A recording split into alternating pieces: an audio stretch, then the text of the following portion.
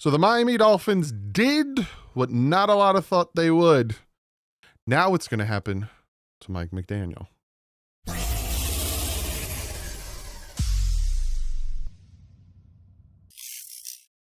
What is up, Finn fans? I have so much to talk about. Literally, before yesterday's news, I was thinking to myself, I was like, I want to talk about the mid-season review of the season. I'm going to talk about who could be traded, and then we have the trade deadline on Tuesday. I'm like, outside of that, what am I really going to talk about anymore? Blah, blah, blah. And I was like, whoa, boy. Chris Grier gets fired, and I have so many things to talk about, so much content to bring to you. So if you haven't yet, hit that subscribe button, hit the like button. But yeah, we're going to talk about Mike McDaniel. We're going to talk about a little bit about Champ Kelly. I keep calling him Champ Kelly. It's Champ Kelly. Kelly, Doug. You know how to say the name Kelly. We're going to talk about Champ Kelly, who he is, all that jazz. Obviously, we know what happened on the Rich Eisen with Tom Pelissero. We're going to listen to that. We're also going to listen to what, or I'm going to read to you what Marcel Louis-Jacques said. We're also going to read to you what Barry Jackson said about Mike McDaniel. And then I'm going to talk about something else that kind of incorporates this. So this might be a big chunker for you. I don't know what that means, but I got a lot I want to talk about, and I have a lot of videos I got planned for you. But real quick, shout out to Sleeper. Go check them out. I'm in such a better mood now. Use the promo code DDW, get 100% up to $100. But if you're like, hey, listen here, Chief, I just want to try it out, you get $20 free entry, no deposit needed. So, who the flip is Champ Kelly? 20 years ago, Champ Kelly was working as a software engineer on IBM. Doug, come on, forging new characters of his life after 4 seasons playing indoor professional football. He's now the interim general manager for an NFL team for the second time in 3 years. Kelly was once given, whose name is Anthony, was named the Dolphins interim GM Friday. His appointment comes 2 years to the day after he was named the interim general manager of the Raiders following their dismissal of Dave Ziegler. The Raiders' promotion came just after the trade deadline. A little bit different this time because the trade deadline is happening. The team reportedly has fielded calls for receiver Jalen Waddle, who hasn't been made available of this week. Edge rusher Jalen Phillips, Bradley Chubb, Matthew Judon, and cornerback Rasul Douglas, who is now dealing with a toe injury. Fantastic. If Kelly, who turns 46 on Thanksgiving, impresses Ross in the weeks ahead, he might receive consideration for the full-time job. No offense to you, Champ Kelly. I want someone new. I don't want anyone who has any residue of anything that Chris Grier has done. Kelly, hired by the Dolphins as a senior personnel executive last March, has some admirers in the league and received consideration for multiple GM jobs. He interviewed for the Jets GM job that went to Joe Douglas, the Broncos GM job that went to George Patton in 2021, and the Jacksonville Jaguars GM job that went to James Gladstone this past February. After the Raiders entered the 2023 season with a 5-4 record, Antonio Pierce says the head coach and Kelly, the interim GM, owners Mark Davis considered Kelly for the permanent job, but instead opted to hire former Chargers GM Tom Telesco in January of 2024. So who exactly is the man who's leading the Dolphins front office? Former all-academic SEC receiver out of Kentucky. I want more. With Chicago, he graded 100 out of the prospects. He worked for IBM. Athletic story note, grew up in difficult circumstances in Florida. His father and mother had a hard situation there. He was a good quarterback, a running back out of Grayville High. I'm trying to find his transition into computer, IBM, athletic. He sent a package, including his various players and analysts for various players. 32 general managers at least twice a year for 4 years. Kelly has just become an NFL agent when the Broncos offer him a scouting job. Interesting. I want to know who he has scouted that has helped said teams. That's what I'm scanning through. Nothing really. So from what I'm hearing, he has good graces around the league.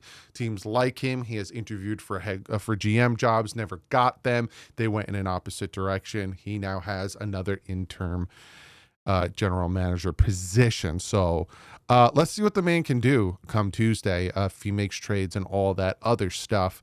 Now, is the trades going to happen on Tuesday? Will they happen on Monday? A lot's going to be interesting. I don't think they happen in the next 2 days because teams will be playing on Sunday. So I think I'll give you my trade deadline preview on Sunday.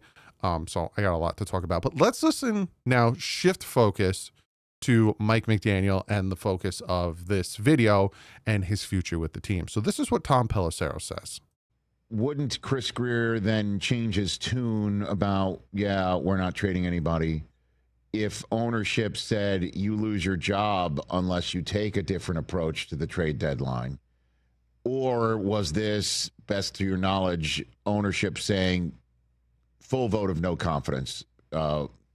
We just don't want you to be the one to make these trades. We're done now. Like, which one was it, do you think, Tom? Well, Stephen Ross has a great deal of affection for Chris Greer, who's been in the organization for like a quarter century. It was framed by the club as a mutual parting of ways. They had a conversation. And listen, Chris Greer, So I'm recording this Friday night. Me and Mike sat down for a Dolphins talk, and he made a very valid point.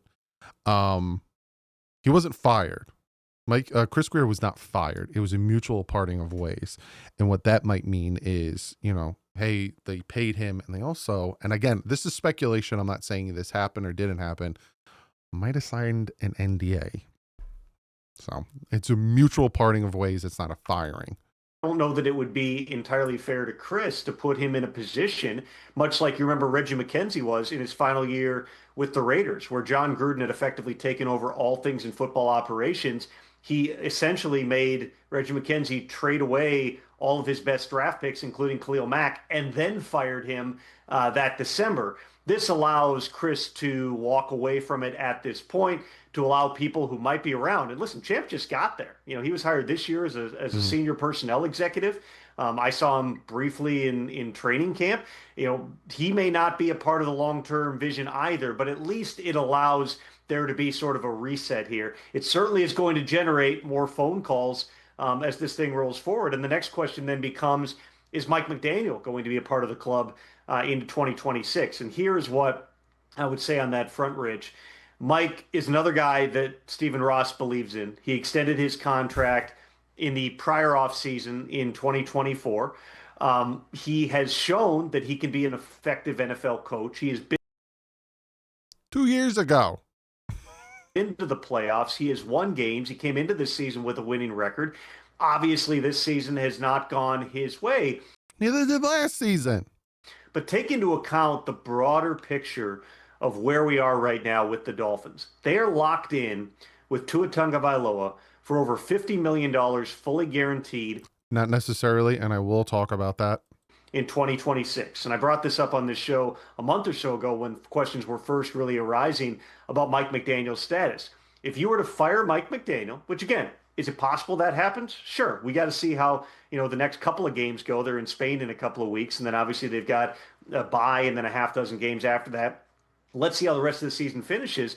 But I would just say Tua at over $50 million fully guaranteed might not be an extremely attractive option to head coaching candidates who are coming in, especially given his medical history and the up and down state of his play through the course of 2025 here. There is certainly a scenario, and again, we will see exactly how this goes, but there is certainly a scenario in my mind where you take a vision to what's going on with the bigger football operation here. Bring in a person or multiple people to try to get things right. Keep Mike McDaniel for one more run with Tua, who is a quarterback who Mike got the job in part because he was the one coaching candidate back in 20. He was the only coaching candidate.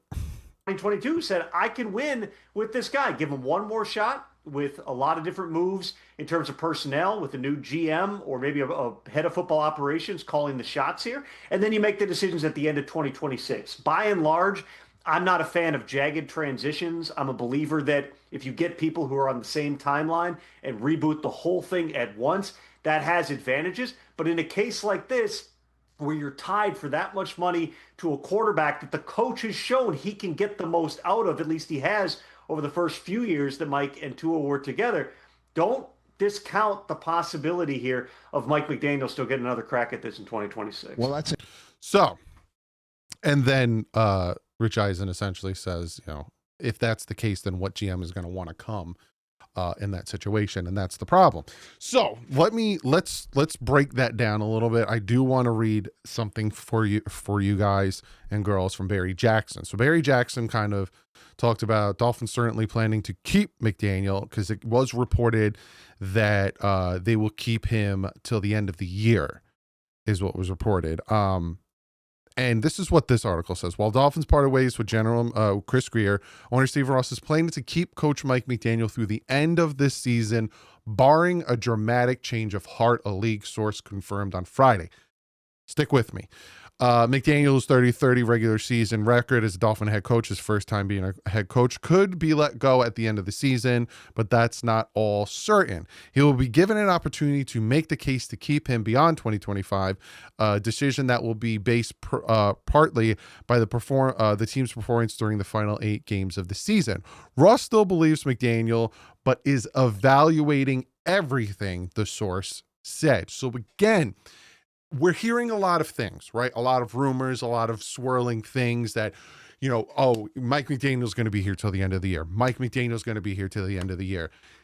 Literally, Ross still believes in Mike McDaniel, but is evaluating everything the source says. So again, that same source who says, they're giving him till the end of the year, if come the Steelers game, and you still are a 2-win team and you just lost to the Saints and the Jets, I wouldn't be shocked if he gets fired. Now, again, on Twitter, I said, don't be surprised if he doesn't make it till January. I said what I said because I said the same thing about Chris Grier. I kept telling you guys, don't be surprised if Chris Grier gets fired. Don't be surprised if Chris Grier gets fired. I kept getting people saying, no, he's not going to get fired. He's not going to get fired. It's all the legality things. It's this, it's that, blah, blah, blah. He's not going to get fired. And look where we're at today. So again, I am not predicting nor guaranteeing he will get fired before January, but do not be surprised if come the Monday night game against the Steelers, we have a new head coach or an interim head coach, mostly an interim head coach, coaching the team on that point. Because again, you have the Monday night game, which means you get that extra day. Instead of being 7 days, you get 8 days. So don't be surprised if that is something that happens. Yes, Stephen Ross does like Mike McDaniel. Stephen Ross had, a love for Chris Grier. Chris Grier is now gone. So, Mike McDaniel came in saying this whole Tua situation, and that is something else that I would like to talk about. What is this one? Yeah, Mike McDaniel, allowing to be finished. I will say this, that this not necessarily guarantees that Mike McDaniel will be here at the end of the year, right? Then Tom Pelissero mentioned something else. Now mentioned 2026 and mentioned Tua's contract. And I have talked about Tua's contract at nauseum for you guys. I have talked about his, the ins, the outs, the trades, the cuts, all that stuff. So we're going to look at Tua's contract real quick because I do want to talk about it one last time. So the cap hit is $56.4 million. Now, if you try to just flat out cut Tua Tagovailoa, you are dealing with a $99.2 million dead cap, and you are losing $42.8 million in cap space. Like, it's a lot. It's a big chunk. And if you try to do a post June 1st, it's still $99 million. It's just spread out from 2026 to 2027, and you're losing $11 million. You see the trades. If they decide to trade him, you save $11 million, and if you do a post June 1st trade, you save $43 million. I will say this as well. Don't be surprised if all of a sudden Tua comes out and he says he demands a trade, right? But we'll move on from that. You can still trade Tua. Now, I've gotten pushback for saying this. I get pushback for saying a lot of things. And I would say a good 70% of the things I say tend to come true. I would even push it up to 80. It's all there. Like when I said Tannehill will get traded. No one will ever want to trade for Tannehill. We traded for Tannehill, but we had to do some things. We had to pay half his salary, and we still got a fourth for him. This is what could happen with Tua Tagovailoa. Now, me personally, and I've said this time and time again, I think it's time to move on from Tua. Go back to 2019. I made a same video about Ryan Tannehill where I said, 2019, where I said he's not a bad quarterback, but he's not elite. He's a good quarterback. He's a solid quarterback. He won't get the Dolphins where they need to be. I said the same exact thing about Ryan Tannehill. He went to the Tennessee Titans where he had an offensive line. He had a run game. He got to the AFC Championship game. Same thing can be said for Tua Tagovailoa. I don't think Tua is a bad quarterback. I still get a lot of flack for saying that. So be it. But I don't think Tua is good enough to take this team where they need to be, nor do I think he's elite, nor did I ever think Tua was elite. You cannot find me one clip of me ever saying Tua was elite. Now, I've said he's had elite traits. That doesn't make you elite. Jamarcus Russell had an elite arm. Is Jamarcus Russell elite? No. So you can have elite traits. That doesn't make you elite. So no, I think Tua is a good quarterback. I think he's solid. I think he'll win you games, but I don't think he'll get the Dolphins where they need to, because we're at this point in the Dolphins' trajectory, they are going to be changing things. So if you look at Tua's contract, you see that base salary of $39 million. If a team becomes interested, right? Say the Dolphins call up whoever, Saints, Raiders, even say Brian Flores isn't there anymore, and the Vikings, and you might say, cold weather. Lions are in a dome. Vikings are in a dome. You have to play 2 cold weather games guaranteed in Chicago and Green Bay. They can be in September. You're fine. Outside of that, it's the same as any other team. Say one of these 3 teams or any team, right? Pick a team. I don't give a crap. This is my hypothetical. See that $39 million right here in base salary? You should not handicap your new GM. Right? And this coincides with Mike McDaniel's future, because what Tom Pelissero was saying is Mike got the best out of Tua. So why wouldn't you keep him, since you have to keep Tua in 2026? You don't have to keep Tua in 2026. So you don't have to keep Mike. You go out and get the best GM. You go out and call Halby. I think that's who you say his name. The Eagles assistant GM. You call him. We would love you to be the GM. We'll pay you the most out of all the GMs in the NFL. What would it take for you to come here? We have the 3rd overall pick. We have the 2nd overall pick. What would it take for you to come here? I need control of this. I need to pick my head coach. Whatever you need, come, right? You go on and fire Mike McDaniel, right? Say that's one of his things. I need to bring in my head coach, and then blah, blah, blah. Vic Fangio, whatever, you know? And then he could sit down with Stephen Ross and be like, I can trade Tua, but we need you to open your checkbook one last time. And we need to convert some of that base salary to a signing bonus, so we can trade him, and it won't hurt our cap, and it won't hurt the upcoming team's cap. It's very easy to manipulate these contracts. Very easy to manipulate these contracts so you can make these trades. And then if this does happen, then the new team has Tua for a 1-year rental, because again, in 2027, you can move on from Tua. You see it, 37 million, 21 million, all of that stuff. And I'm pretty sure it changes with the trade. Very, very easily, you can move on from Tua. So I know a lot of people see the cap space, and I know a lot of people see him not being worthy of that money, which I agree. Go back and you can see me saying I would not give him contract extension. I would have him play on that 5th-year option. But to say that you can't trade him because of the contract, you can manipulate the crap out of that contract. You have a billionaire for an owner who wants to win. And if you finally get the GM that you want, and he says, we can do it, but you kind of have to give him a signing bonus, and you personally need to eat that cap space, because again, you personally gave him that contract, then he's going to do it. So let's all take a step back and not think we are handcuffed to Tua in 2026. because things can change, right? This is all I keep saying when I talk about trading Tua, and people laugh at me and poo-poo it and say, no, we can't. You can. You very easily can.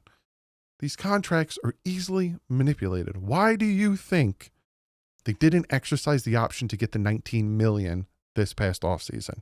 Because if they did, it would be harder to manipulate the contract. So the whole notion that we have to keep Mike McDaniel because we have to keep Tua, no, we don't have to do anything. Very easily. And even if they didn't want to do that, they could very easily just be like, we're just going to pull a Russell Wilson and just cut him, which would be dumb in my opinion, because God, then you're in cap hell.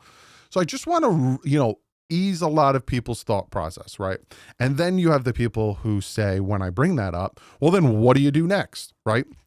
Well, in that situation, you got your GM, right? Your GM will go out and get the head coach, who that will be. I got a list. Say you go out and you get the Eagles GM, Eagles assistant GM as your GM. You Stephen Ross just glitz and glamored him. We got him. And then you go out and you get, I'm just going to throw a name out, Darren Rizzi, right? You get Darren Rizzi as the new head coach, which I think those two combinations, perfect, fantastic. And we have the top 3 pick, right? Say we have the number 1 overall pick, right? And Mendoza kills it. Goes to the Senior Bowl, he kills it. Goes to the Combine, he kills it. Kills it at his pro day. Everyone's like, Mendoza, this kid, he's got the height, he's got this, he's got that. He's going to be fantastic. So the Dolphins draft Mendoza. There also are free agent quarterbacks that can help you bridge that gap from 2026. God forbid you don't get your quarterback. God forbid we aren't picking top 3. There are quarterbacks that can help you bridge that gap. Now, the quarterbacks I'm going to name, and I will rename them when we get down to March or February, are names that, again, these aren't guys who are going to come in and instantly change the trajectory of the team and blah, blah, blah, but they're going to make us still competitive. You got like Marcus Mariota, 32 years old. Again, he is not a world beater, but he's not a bad quarterback. And he's going to cost you maybe $8 million a year. Gardner Minshew is going to be 30. Did you know that? He's only going to cost you about $2 million. Sam Howell, who's going to be 26. Again, not crazy good, well, not bad, but he's not a world beater. He'll cost you $2 million, right? There's a ton of guys out there. And these are names that are just, I'm looking at the list just off the top of my dome, and they're young. They're still young. Like, I didn't even realize Gardner Minshew was turning 30. He's not even 30 yet right now. These are guys that you can come in and you can sign, and they can be that bridge gap. Say Sellers comes out, right? Say Sellers comes out in the draft and the Dolphins take him at 6, right? And that kid's got physical talent out the wazoo. He needs some help here and there, but he's got physical talent out the wazoo. You got a guy like Gardner Minshew. You got a guy like Marcus Mariota. You got these guys that will help bridge the year of Sellers sitting and learning and waiting.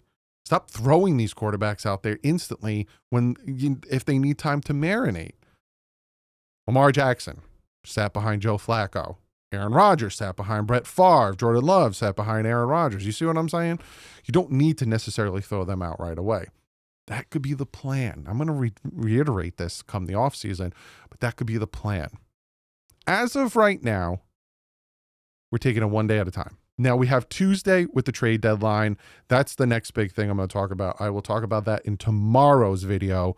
Who could be traded and what. And, there's names that are getting floated out there. Jalen Waddle's name got thrown out there again. Minka Fitzpatrick's name got thrown out there. There's a lot of names that are getting thrown out there that I will talk about in nauseum tomorrow.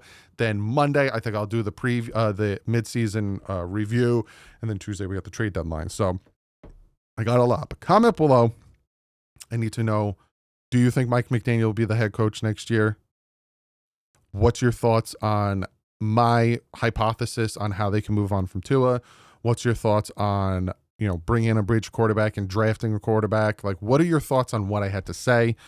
Very interested Tomorrow, you want to root for the Jets to win, the Browns to win, the Titans to win. Titans don't really matter, but you want the Jets to win, the Browns to win, and the Saints to win. Those three teams will take a quarterback. So if you want Mendoza, or you want one of these guys, those three guys will take a quarterback. And if you don't want Mendoza, you want Sellers, he might still be there. You know, you're picking 6, whatever. If he comes out, there's a chance he doesn't come out. Those three teams you want to win if you want that number 1 overall pick. But other than that, a lot going on. I got a lot of content for you. I will see you tomorrow. But like usual, stay classy and fins up.